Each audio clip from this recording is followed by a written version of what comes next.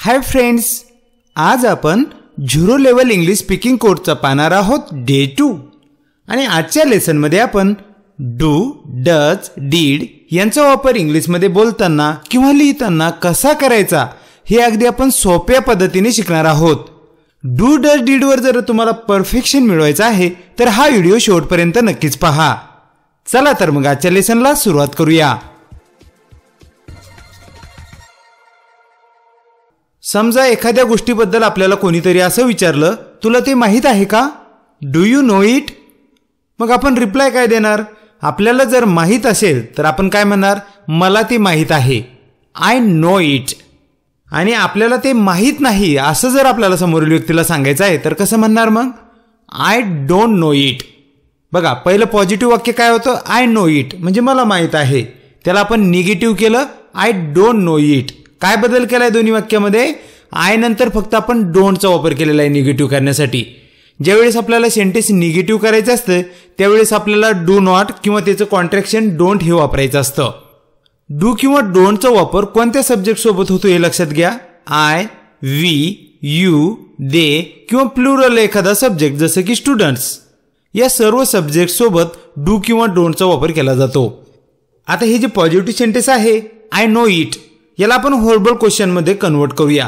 होरेबल question म्हणजे काय? ज्याचं उत्तर येस किंवा नो स्वरूपात येत असतं, हो किंवा नाही। कसा क्वेश्चन तयार होईल बघा मराठीत? मला ते माहित आहे का? Do I know it? काय बदल केलाय बघा? पॉझिटिव्ह सेंटेन्स पूर्वी फक्त आपण डूचा वापर केला आणि शेवटी क्वेश्चन मार्क दिला, एवढाच बदल केला, झाला क्वेश्चन तयार। Do I know it. तुम्ही सहजपणे असा क्वेश्चन फ्रेम करू शकाल। मग आता याचं उत्तर काय देणार? समोर व्यक्ती म्हणू शकतो तुम्हाला, हो तुला माहित आहे, यस यू नो इट। तुम्हाला जर थोडंसं इम्प्रेसिव्ह लेवलवर बोलायचं असेल तर तुम्ही म्हणू शकता यस यू डू। आणि जर निगेटिव्ह रिप्लाय द्यायचा असेल, नाही तुला माहित नाही, तो कसा देणार? No you don't know it. आणि शॉर्टकटमध्ये नो यू डोंट। अशा पद्धतीने आपण डू किंवा डोंटचा वापर करून पॉझिटिव्ह आणि निगेटिव्ह रिप्लाय देऊ शकतो। आणि जर थोडासा स्पेसिफिक क्वेश्चन करायचा असेल, जसं की मला कसं माहीत असेल? How do I know it? या ठिकाणी काय केलंय आपण? फक्त होरेबल क्वेश्चन जो होता आपला डू आय नो इट, यापूर्वी आपण हाऊचा वापर केला, झाला आपला स्पेसिफिक क्वेश्चन। अशा पद्धतीने WH वर्ड सुरुवातीला वापरून त्याला आपण थोडंसं स्पेसिफिक करू शकतो त्या क्वेश्चनला। चला पुढे पाहूयात। जर आपल्याला असं कोणी विचारलं, do you like to watch TV? तुला टीव्ही पाहायला आवडते का? टीव्ही पाहायला आपल्याला जर आवडत असेल तर आपण काय म्हणणार? मला टीव्ही पाहायला आवडते, I like to watch TV. आणि आपल्याला टीव्ही पाहायला आवडत नाही असं जर सांगायचं तर कसं सांगणार? I don't like to watch TV. Negative करण्यासाठी काय केलंय आपण? फक्त सब्जेक्ट नंतर डोंटचा वापर केलेला आहे। आणि आता आपण याला होरेबल क्वेश्चन मध्ये कन्वर्ट करूया। मला टीव्ही पाहायला आवडते का? Do I like to watch TV? काय बदल केला या ठिकाणी? फक्त आपण डूचा वापर सुरुवातीला केला आणि शेवटी क्वेश्चन मार्क, झाला होरेबल क्वेश्चन तयार। Do I like to watch TV. Reply काय देणार? टीव्ही पाहायला आवडत असेल तर आपण म्हणू हो तुला टीव्ही पाहायला आवडते, yes you like to watch TV. पण हेच शॉर्टकटमध्ये म्हणू शकतो आपण यस यू डू, संपला विषय। नाही तुला टीव्ही पाहायला आवडत नाही तर म्हणू शकतो आपण no you don't like to watch TV. परंतु हेच शॉर्टकट आपण इम्प्रेसिव्ह पद्धतीने म्हणू शकतो नो यू डोंट। आपल्याला हाच क्वेश्चन स्पेसिफिक करायचा आहे। कसं करणार? मला टीव्ही पाहायला का आवडते? Why do I like to watch TV? Question थोडा स्पेसिफिक करण्यासाठी आपण होरेबल क्वेश्चन पूर्वी WH वर्ड वापरला, कुठला? व्हाय। चला पुढे पाहूयात। तो रोज शाळेत जातो, he goes to school every day. आता आपल्याला असं म्हणायचं की तो रोज शाळेत जात नाही, कसं म्हणणार? He doesn't go to school every day. Negative करण्यासाठी काय केलंय आपण? या ठिकाणी डझंट वापरलेला आहे। डझंट काय आहे? डज नॉटचे कॉन्ट्रॅक्शन आहे डझंट। पूर्वी आपण डोंट वापरले होते, इथे डझंट वापरलेले। कारण काय? जर सब्जेक्ट ही, सी, इट किंवा एखाद्या व्यक्तीचं नाव जसे की वरद असे असेल तर डजचा वापर करतात आणि निगेटिव्ह करण्यासाठी डझंटचा वापर करतात। आणि या ठिकाणी तुम्हाला अजून एक बदल दिसत असेल, पॉझिटिव्ह सेंटेन्समध्ये गोज वापरलेला आहे बघा आणि निगेटिव्हमध्ये गो वापरलेला आहे। कारण काय? ज्यावेळेस आपण सेंटेन्समध्ये डजचा वापर करतो ना त्यावेळेस क्रियापदाचा येस किंवा ईएस हा प्रत्यय निघून जातो, मग क्रियापदाचे आपल्याला मूळ रूप वापरावं लागते, त्यामुळे आपण या ठिकाणी गोचा वापर केलेला आहे, गोज नाही। आता पॉझिटिव्ह सेंटेन्सला आपण होरेबल क्वेश्चन मध्ये फ्रेम करूया। तो रोज शाळेत जातो का? Does he go to school every day? Horrible question तयार करताना या ठिकाणी काय केलं आपण? सुरुवातीला डजचा वापर केलेला आहे. पूर्ण पॉझिटिव्ह सेंटेन्स जशाला तसं घेतलेला आहे.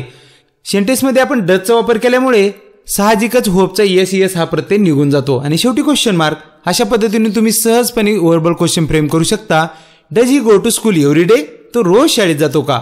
याचं उत्तर येस किंवा नो स्वरूपात असं येऊ शकतो. तो रोज शाळेत जातो. Yes he does. शॉर्टकटमध्ये तो रोज शाळेत जात नाही. No he doesn't. आता आपण याला थोडा स्पेसिफिक क्वेश्चन करूया. तो दररोज कसा शाळेत जातो? How does he go to school every day? Specific करण्यासाठी फक्त आपल्याला सुरुवातीला डब्ल्यूचा वर्ड वापरावा लागतो. उर्वरित हॉरिबल क्वेश्चन जशाला तसा ठेवायचा असतो. चला पुढे पाहूयात. ती दररोज व्यायाम करते. She does exercise every day. याला निगेटिव्हमध्ये कन्वर्ट करा. ती दररोज व्यायाम करत नाही. She doesn't exercise every day. Negative करण्यासाठी काय केलं आपण? डज ऐवजी डझंटचा वापर केला. That's it. ती दररोज व्यायाम करते का? Does she exercise every day? Horrible question तयार करण्यासाठी डजचा वापर आपण सुरुवातीला केला. आता याचा उत्तर येस किंवा नो मध्ये कसं येईल? हो ती दररोज व्यायाम करते. Yes she does. नाही ती दररोज व्यायाम करत नाही. नो सी डज नॉट किंवा सी डझंट. आता आपण डब्ल्यूएच क्वेश्चन फ्रेम करूया. ती दररोज व्यायाम का करते? Why does she exercise every day? Does she exercise every day हा हॉरिबल क्वेश्चन होता. त्यापूर्वी फक्त आपण व्हायचा वापर केला. झाला डब्ल्यूएच क्वेश्चन फ्रेम. अशा पद्धतीने तुम्ही सहज वाक्यरचना करून इंग्लिश बोलू शकाल. चला पुढे पाहूयात. मी तिला फोन केला. I called her. एखाद्या घडून गेलेल्या गोष्टीविषयी बोलताना आपण पास्ट फॉर्म वापरत असतो. या ठिकाणी आपण कॉलचा पास्ट फॉर्म वापरलेला आहे कॉल्ड. कॉल म्हणजे फोन करणे, कॉल्ड म्हणजे फोन केला. ठीक आहे. मी तिला फोन केला म्हणजे ही गोष्ट ऑलरेडी घडून गेलेली आहे. मग मागील भूतकाळात घडून गेलेल्या गोष्टीविषयी बोलण्यासाठी आपण सिंपल पास्टचा वापर करत असतो. हा सिंपल पास्ट टेन्स आहे. बघा याला निगेटिव्हमध्ये कसं कन्वर्ट करणार? मग मी तिला फोन केला नाही. I didn't call her. या ठिकाणी आपण डिडचा वापर केला. डिडंट काय आहे? डिड नॉटचं कॉन्ट्रॅक्शन आहे डिडंट. डिड नॉट वापरू शकता, डिडंट पण वापरू शकता. ज्यावेळेस आपण डिड किंवा डिडंट हे सेंटेन्समध्ये वापरत असतो त्यावेळेस होपचा पास्ट फॉर्म वापरला जात नाही. बघा आपण या ठिकाणी कॉल्ड हे वापरलेलं नाही, कॉल वापरलेला आहे. I didn't call her. आता याला आपण हॉरिबल क्वेश्चनमध्ये फ्रेम करूया. मी तिला फोन केला का? Did I call her? बघा हॉरिबल क्वेश्चन फ्रेम करताना काय केलंय आपण? सुरुवातीला डू डज प्रमाणे डीडचा वापर केलाय आणि पॉझिटिव्ह सेंटेन्स आपण जसेला तसं घेतलंय आणि शेवटी क्वेश्चन मार्क दिलाय. ज्यावेळेस आपण सेंटेन्समध्ये डीडचा वापर करत असतो त्यावेळेस आपल्याला क्रियापदाची मूळ रूप वापरावे लागते. त्यामुळे आपण इथे कॉल्ड ऐवजी कॉल वापरलेले आहे. आता याचा रिप्लाय कसा देणार? हो तुम्ही केला. Yes you did. नाही तुम्ही केला नाही. कसं म्हणणार? No you didn't. अशा पद्धतीने आपण सकारात्मक नकारात्मक रिप्लाय देऊ शकतो. आता याला स्पेसिफिक क्वेश्चन कसं करणार? बघा समजा मी तिला कशाला फोन करेल? Why did I call her? Specific करण्यासाठी आपण फक्त डीड आय कॉल हर पूर्वी व्हायचा वापर केला. अशा पद्धतीने डब्ल्यूएच वर्डचा सुरुवातीला वापर करून तुम्ही स्पेसिफिक क्वेश्चन फ्रेम करू शकता. चला पुढे पाहूयात. तिने मला विचारले.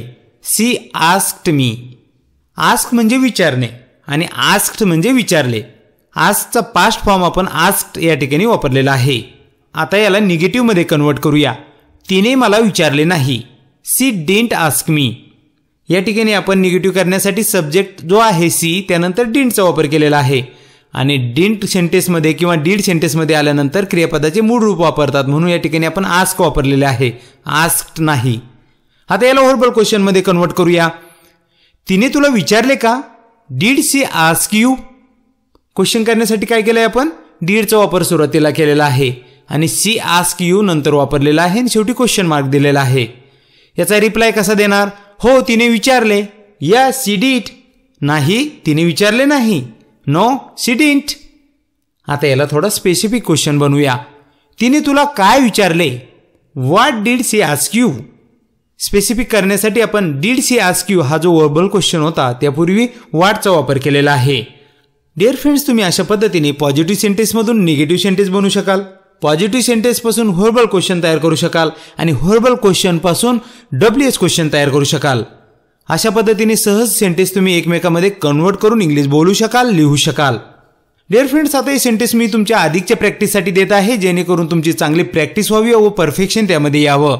बघा, मला आईस्क्रीम खायला आवडते, मला आईस्क्रीम खायला आवडत नाही, मला आईस्क्रीम खायला आवडते का, मला आईस्क्रीम खायला केव्हा आवडते. हे जे 4 सेंटेन्सेस आहेत हे तुम्हाला इंग्लिशमध्ये ट्रान्सलेट करायचे आहेत आणि कमेंट सेक्शनमध्ये टाकायचे आहे. मी ते नक्कीच पाहिल. आय होप तुम्हाला हा व्हिडिओ आवडला असेल. हा व्हिडिओ जर तुम्हाला आवडला असेल तर व्हिडिओ नक्कीच लाईक करा. असेच नवनवीन व्हिडिओ तुमचे मिस होऊ नयेत यासाठी daily English for you channel आजच सबस्क्राईब करा व बेल आयकॉन प्रेस करा. भेटूया पुढील व्हिडिओमध्ये. Bye bye. Take care.